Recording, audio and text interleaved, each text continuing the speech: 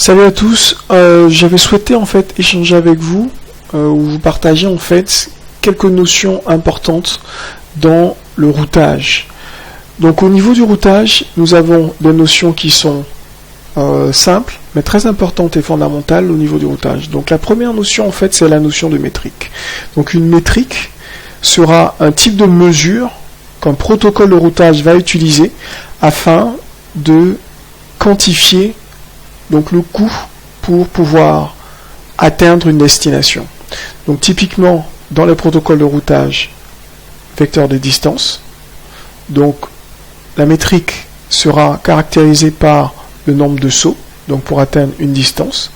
Donc si je prends un segment réseau A vers un segment de réseau B, pour le protocole vecteur de distance, nous aurons, si nous effectuons donc 3 sauts, donc une métrique de 3 pour pouvoir relier le point A au point B. Si on inclut en plus donc les extrémités, donc ça nous fait une métrique de 5. Donc 0, 1, 2, 3, 4. Donc 5 en tout. Donc 5 sauts. Voilà. Donc c'est ça la notion de métrique en fait pour les protocoles de routage vecteur de distance.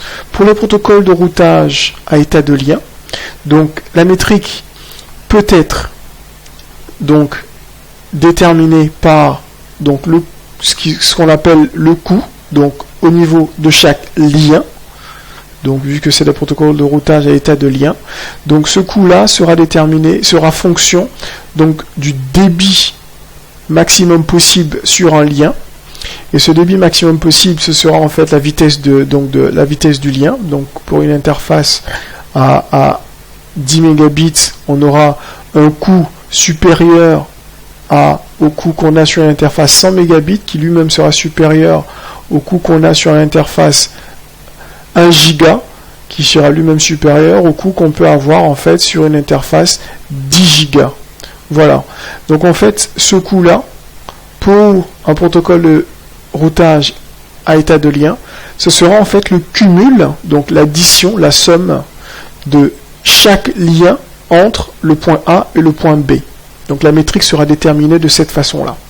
On a d'autres protocoles de routage qui sont des protocoles de routage de type hybride, tels que EIGRP, donc qui a été inventé par Cisco, mais qui fait aujourd'hui l'objet d'un standard IETF.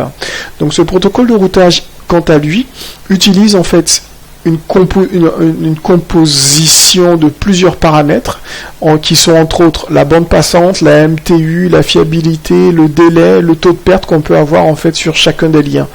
Et il utilise en fait une formule qui va intégrer l'ensemble de ces paramètres-là pour avoir une topologie du réseau et déterminer le coût, donc, et déterminer sa métrique pour pouvoir relier le point A au point B. Voilà.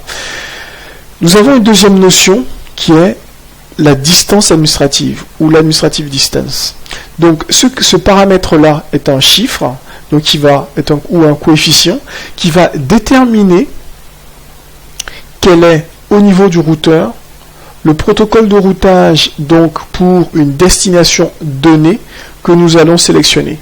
Donc pour joindre un sous-réseau donné ou un segment donné, donc si nous avons un préfixe, donc P0, avec un protocole de routage, donc protocole de routage 1, qui annonce cette route P0, et le protocole de routage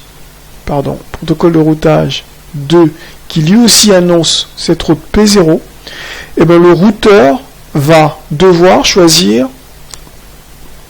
l'un de ces deux protocoles pour l'intégration de la route P0 dans sa table de routage. Et pour ce faire, il va se baser sur la distance administrative, donc la confiance en griffe, donc la distance administrative pour un protocole de routage, c'est le degré de confiance qu'il accorde donc à un protocole de routage donné. Donc plus la distance administrative est élevée, moins le routeur aura confiance à ce protocole de routage. Donc typiquement pour EIGRP, on a une distance administrative de 90. Pour OSPF, on a une distance administrative de 110. Pour RIP, on a une distance administrative de 120. Donc les routeurs auront plus confiance EIGRP, les routeurs Cisco, EIGRP. Si on n'a pas EIGRP, ils auront plus confiance en OSPF, et si on n'a pas OSPF, ils auront confiance en RIP. Donc si chacun de ces protocoles-là tourne au même moment sur un routeur donné, et bien les préfixes annoncés par EIGRP seront choisis, donc préfixe identique, bien sûr, donc à préfixe identique, on choisira ceux annoncés par le protocole EIGRP. Au-delà donc de la distance administrative, et indépendamment donc de cette distance administrative et du protocole de routage donc qu'il annonce, le routeur va d'abord choisir le préfixe le plus précis. Donc si nous avons par exemple le réseau 10.0.0.0/8 et le même réseau donc ou alors un réseau plus précis donc 10.0.0.0/24, si on a le EIGRP qui annonce cette route-là au routeur et RIP auquel on a moins confiance qui annonce le /24, donc s'il s'agit de joindre la route, la machine 10.0.0.1, et bien le routeur choisira cette route-là, ici. Donc ça c'est annoncé par RIP, ça c'est annoncé par EIGRP, GRP, et donc le routeur choisira quand bien même la distance administrative est de 120 ici et 90 ici, il choisira quand même celle-là parce qu'elle est beaucoup plus précise que celle annoncée par EIGRP. Il y a des chances que ce préfixe-là ne se trouve pas dans ce grand réseau en fait en /8. Il y a plus de chances qu'il se retrouve en fait dans le /24. Voilà. Donc la table de routage sera construite donc par sélection des routes les plus précises et à 2 routes de longueur équivalente, donc la longueur donc du masque équivalente. On choisira en fait le protocole de routage qui a la distance administrative la plus faible. Donc c'est celui-là auquel on aura le plus confiance. Donc la table de routage, c'est la table sur laquelle le routeur va se baser pour construire sa table de commutation. Ce que j'appelle la table de commutation, c'est ce qu'on avait déjà vu en fait dans la vidéo sur le CEF, donc le Cisco Express Forwarding.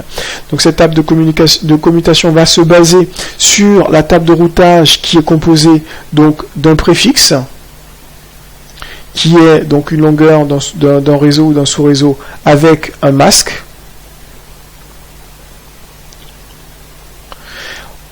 d'un next hop, donc le saut par lequel on peut joindre ce préfixe, et d'une interface de sortie. Et donc sur cette base-là, donc le routeur va construire sa table de commutation comme on l'avait vu. Donc vous pouvez vous référer en fait à la vidéo expliquant en fait le CEF, donc l'IPCEF, pour avoir plus de détails. Donc il va construire en fait sa table donc d'adjacence, donc ça et sa forwarding information base. Donc ça c'est la routing information base, donc la table de routage, et sur cette base là il va construire en fait sa table de commutation et forwarder en fait le trafic en fonction de cela, en fonction de cette table de communication et de la table d'adjacence. Donc en fait tous les critères que nous avons vus précédemment permettent de premièrement construire la table de routage. Donc on aura une sélection des routes pertinentes à intégrer dans la table de routage, et une fois la table de routage construite, on pourra construire la table de commutation, donc la table de la forwarding information base, et sur cette base là commencer à forwarder le trafic. Donc voici rapidement expliqué quelques notions intéressantes et importantes pour ce qui est de la construction de la table de routage et donc de la commutation au niveau d'un routeur. À bientôt. Et n'oubliez pas, posez des questions, faites des commentaires, et si vous avez en fait, vous souhaitez recevoir des mises à jour, n'hésitez pas à vous abonner à ma chaîne. À bientôt.